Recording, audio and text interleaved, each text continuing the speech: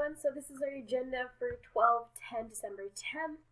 Today we continued with our symbolism work that we did in class yesterday. Today we started to attach it to the Hunger Games. So we did a little bit of a symbolism breakdown, and then we did some group work.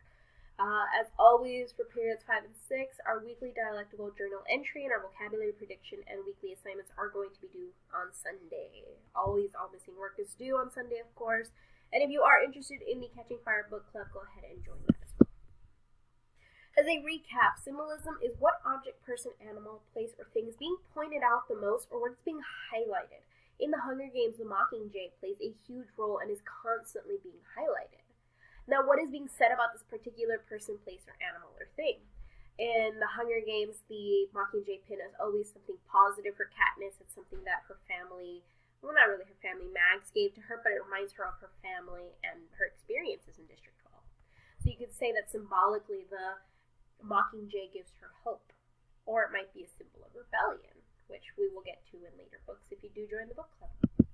So in teams, we looked at the Mockingjay, Katniss's bow and arrow, fire from Team 3. Team 3 slides a little bit off. We looked at flowers, bread, and the Hunger Games, the games themselves, as well as the Capitol. Then we did our exit ticket for the day, which was what symbols we had seen in real life. Yeah. If you guys have any question or need more information about symbolism, please feel free to reach out to either me, Ms. Reyes, or Ms. Arroyo, and we'll be able to help you out through that. Have a good one, y'all.